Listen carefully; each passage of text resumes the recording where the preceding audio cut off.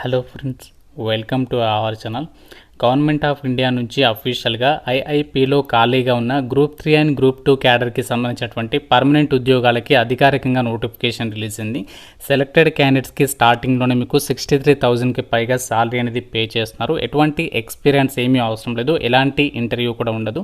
చాలా తక్కువ కాంపిటీషన్ అయితే ఉంటుంది. ఈ ఉద్యోగాలకి ఆన్లైన్ విధానంలోనే అప్లికేషన్స్ పెట్టుకోవాలి. AP, Telangana male and female candidates అందరికీ కూడా అప్లై చేసుకోవడానికి ఛాన్స్ అనేది కల్పిస్తున్నారు.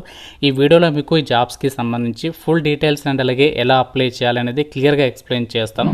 సో వీడియోని ప్రతి ఒక్కరు కూడా ఒక చిన్న లైక్ చేసి వీడియోని కంప్లీట్గా చూసేసి ఒక జాబ్స్కి అయితే అప్లికేషన్స్ పెట్టుకోండి. ఛానల్ని ఇంకా సబ్స్క్రైబ్ చేసుకున్న వాళ్ళు ఇప్పుడే సబ్స్క్రైబ్ చేసుకుని చూడండి. డీటెయిల్స్లోకి వెళ్ళినట్లయితే గవర్నమెంట్ ఆఫ్ ఇండియా కింద పనిచేసినటువంటి ఈ యొక్క ఐఐపికి సంబంధించినటువంటి సంస్థలో ఖాళీగా ఉన్నటువంటి గ్రూప్ 3 అండ్ గ్రూప్ 2 క్యాడర్కి సంబంధించినటువంటి టెక్నికల్ అసిస్టెంట్ అలాగే టెక్నీషియన్స్కి సంబంధించినటువంటి వేకెన్సీస్ని ఈ నోటిఫికేషన్ ద్వారా అయితే భర్తీ చేస్తున్నారు.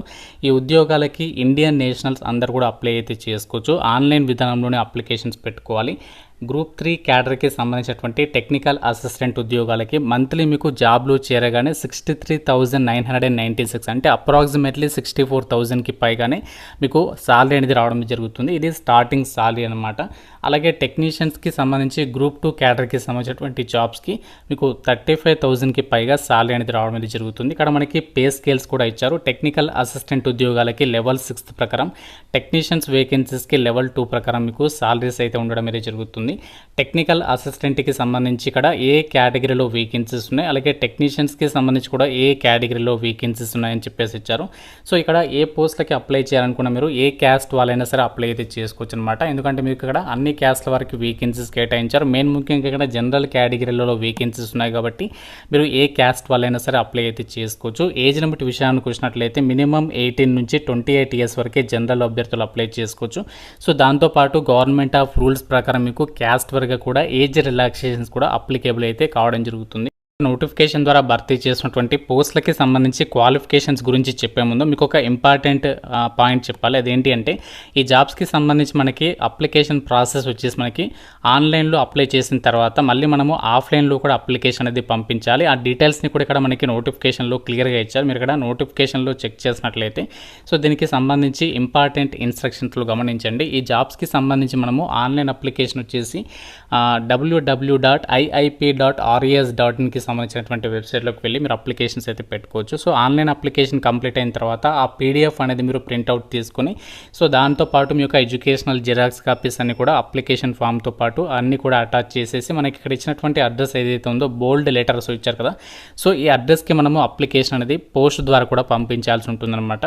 సో మీరు పోస్ట్ ద్వారా పంపడానికి లాస్ట్ డేట్ మాత్రం 26th ఆగస్ట్ వరకు అయితే టైం ఇచ్చారు. సో కాబట్టి మనకి ఇంకా చాలా టైం అయితే ఉంది. మీరు ఆన్లైన్ అప్లికేషన్కి సంబంధించి లాస్ట్ డేట్ మాత్రం 18th August. So online application last date 18th, offline అప్లికేషన్కి సంబంధించి 26th ఆగస్ట్ వరకు మీరు అప్లికేషన్ అనేది పెట్టుకోవచ్చు. అప్లికేషన్ ఫీజుకి సంబంధించి డీటెయిల్స్ విషయానికి వచ్చినట్లయితే అమ్మాయిలందరికీ అలాగే ఎస్సీ ఎస్టీ అబ్బాయిలు పీడబ్ల్యూడీ ఎక్స్ సర్వీస్ మెన్ వాళ్ళకి ఫీ అనేది లేదు. మిగతా వాళ్ళు మాత్రమే ఇక్కడ ఇచ్చినటువంటి 500 రూపీస్ ఆఫ్ అప్లికేషన్ ఫీ అనేది మీరు ఆన్లైన్లో పే చేయాల్సి ఉంటుంది. ఆన్లైన్ అప్లికేషన్ చేసిన తర్వాత మీరు అప్లికేషన్ ఫామ్ అనేది పంపేటప్పుడు సో మీరు ఏమేమి డాక్యుమెంట్స్ని అప్లికేషన్ ఫామ్తో పాటు అటాచ్ చేయాలి అని చెప్పేసి అన్ని ఇన్స్ట్రక్షన్స్ ఇచ్చారు నోటిఫికేషన్లో. మీరు అన్ని కూడా క్లియర్గా చెక్ చేసుకుని అప్లికేషన్స్ పెట్టుకున్నటువంటి ప్రయత్నం అయితే చేయండి. ఇప్పుడు మనము పోస్టుల వారీగా వాటికి సంబంధించి ఎవరెవరు ఏ పోస్టులకు అప్లై చేయొచ్చు, క్వాలిఫికేషన్స్ ఏమి ఉండాలి, ఆ డీటెయిల్స్ అన్నీ కూడా చూద్దాము. సో ఇక్కడ ఏదైతే టెక్నికల్ అసిస్టెంట్కి సంబంధించినటువంటి జాబ్స్ ఉన్నాయి, ఇందులో మనకి వివిధ రకాల విభాగాల్లో వేకెన్సీస్ ఉన్నాయి. సో మీరు క్లియర్గా వినండి. టెక్నికల్ అసిస్టెంట్కి సంబంధించి ఇక్కడ మనకి science communication and dismission directorate అని చెప్పేసి ఇక్కడ ఈ యొక్క విభాగంలో వేకెన్సీ ఉంది. సో దీనికి వచ్చేసేమో బీఎస్సీ డిగ్రీ అనేది ఎవరైతే పాస్ అయి ఉంటారో బీఎస్సీ లేదా ఈక్వాలిటీ డిగ్రీ అనేది పాస్ అయి ఉండి 1 year ఎక్స్పీరియన్స్ అనేది ఉన్నటువంటి వాళ్ళు అప్లై అయితే చేసుకోవచ్చు అనమాట. మాస్ కమ్యూనికేషన్లో కానీ లేదా సైన్స్ కమ్యూనికేషన్, జర్నలిజం, అడ్వర్టైజింగ్ ఈ యొక్క విభాగాల్లో మీకు ఎక్స్పీరియన్స్ అనేది ఉండాలి. సో లేదు అంటే బీఎస్సీ డిగ్రీ అనేది పాస్ అయి ఉండి మీరు 1 year full time professional qualification ఉన్నా కూడా ఎలిజిబుల్ అనమాట. అలాగే మనకి ఇక్కడ technical assistant climate change and data science విభాగంలో వేకెన్సీ అనేది ఉంది. సో దీనికి సంబంధించి వచ్చేసేమో బీఎస్సీ డిగ్రీ అనేది పాస్ అయి ఉండి 1 year ఎక్స్పీరియన్స్ అనేది డేటా సైన్స్లో కానీ లేదా ఆర్టిఫిషియల్ ఇంటెలిజెన్స్ కానీ మెషిన్ లెర్నింగ్ కానీ లైఫ్ సైకిల్ అసెస్మెంట్లో కానీ ఎక్స్పీరియన్స్ అనేది ఉండాలి అని చెప్పేసి ఇచ్చారు. ఇక్కడ మనకి ఎక్స్పీరియన్స్ లేనటువంటి పోస్టులు కూడా ఉన్నాయి. అదేంటి అంటే ఇక్కడ మనకి చూడండి టెక్నికల్ అసిస్టెంట్ వేకెన్సీస్ ఇక్కడ పోస్ట్ కోడ్ ఇచ్చారు నాలెడ్జ్ రిసోర్స్ సెంటర్ లైబ్రరీ అని చెప్పేసి. సో వీటికి సంబంధించేమో బీఎస్సీ డిగ్రీ అనేది పాస్ అయి ఉండి మీరు బీఎస్సీ లైబ్రరీ సైన్సెస్కి సంబంధించి కూడా ఎలిజిబిలిటీ, ఈ కోర్స్ అనేది ఎలిజిబిలిటీ ఉండాలి అని చెప్పేసి అయితే చెప్తున్నారు. అండ్ నెక్స్ట్ టెక్నికల్ అసిస్టెంటే ఐటీ విభాగంలో జాబ్స్ ఉన్నాయి. వీటికి వచ్చేసి మీరు బీఎస్సీ డిగ్రీ లేదా కంప్యూటర్ సైన్స్ కానీ ఐటీ విభాగంలో క్వాలిఫికేషన్ ఉన్నా మీరు అప్లై చేయొచ్చు. కాకుంటే మీకు 1 year ఎక్స్పీరియన్స్ అనేది సంబంధిత విభాగంలో ఉండాలి అని చెప్పేసి అయితే ఇవ్వడం అనేది జరిగింది. సో లేదు అంటే మీకు ఒక డిప్లొమా క్వాలిఫికేషన్ ఉన్నా, సో దాంతోపాటు మీకు అట్లీస్ట్ 2 years ఎక్స్పీరియన్స్ ఉన్నా కూడా అప్లై అయితే చేసుకోవచ్చు. అంటే డిగ్రీ వాళ్ళకి ఒక సంవత్సరం ఎక్స్పీరియన్స్ అడిగారు, డిప్లొమా వాళ్ళకైతే 2 years ఎక్స్పీరియన్స్ అనేది అడగడం అయితే జరిగింది. అలాగే టెక్నికల్ అసిస్టెంట్స్ మనకి కంప్యూటర్ సైన్స్ విభాగంలో, అలాగే బిజినెస్ డెవలప్మెంట్కి సంబంధించినటువంటి విభాగంలో వేకెన్సీస్ ఉన్నాయి. సో దీనికి సంబంధించి కూడా మీరు బీఎస్సీ డిగ్రీ అనేది చేసిండి. కెమికల్ సైన్సెస్కి సంబంధించేమో కెమికల్ సైన్సెస్కి సంబంధించి అంటే ఇక్కడ కెమిస్ట్రీ విభాగంలో ఎక్స్పీరియన్స్ ఉండాలి. బిజినెస్ డెవలప్మెంట్ అయితే మాత్రం మీరు మార్కెటింగ్ కానీ హెచ్ఆర్ విభాగంలో 1 year ఎక్స్పీరియన్స్ అనేది ఉండాలి అని చెప్పేసి అయితే ఇచ్చారు.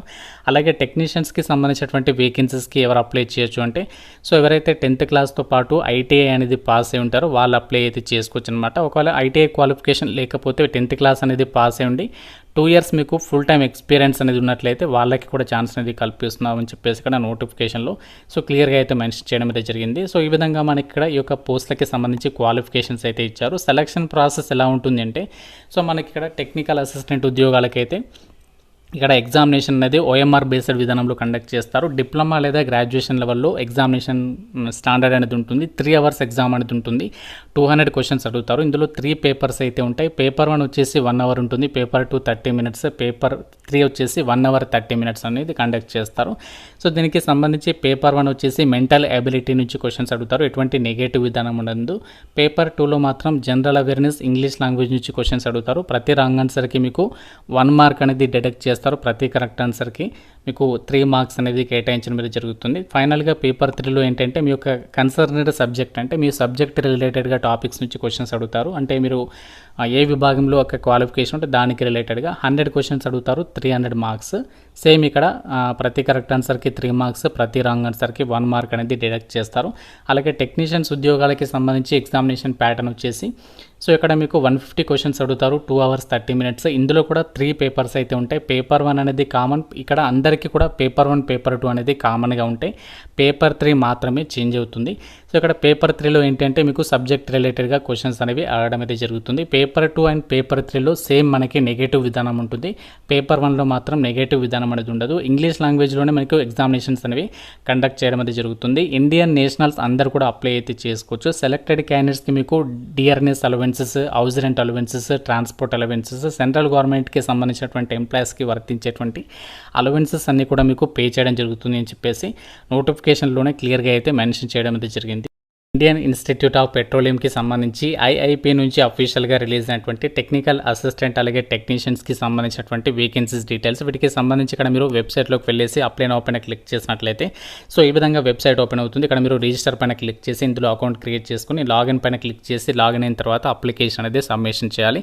సో ఆన్లైన్ అప్లై చేసిన తర్వాత ఆఫ్లైన్లో కూడా అప్లికేషన్ అనేది పంపించాల్సి అయితే ఉంటుంది. నోటిఫికేషన్కి సంబంధించి అండ్ అలాగే అప్లై ఆన్లైన్కి సంబంధించినటువంటి లింక్స్ అన్ని కూడా మీకు డిస్క్రిప్షన్లో కామెంట్ సెక్షన్లో అయితే అన్ని కూడా పర్మనెంట్ సెంట్రల్ గవర్నమెంట్ జాబ్స్ కాబట్టి మీకు కనుక ఎలిజిబిలిటీ ఉన్నట్లయితే మాత్రం సో వీలైనంత తొందరగా అయితే అప్లై చేసుకునే ప్రయత్నం అయితే చేయండి. ఇంకా ఏదైనా డౌట్ ఉంటే నాకు కామెంట్ రూపంలో అయితే అడగండి. ప్రతి ఒక్కరు కూడా లైక్ చేసి ఒక వీడియోని మీ ఫ్రెండ్స్తో అయితే షేర్ చేయండి. ఛానల్ని సబ్స్క్రైబ్ చేసుకోండి. Thank you so much guys.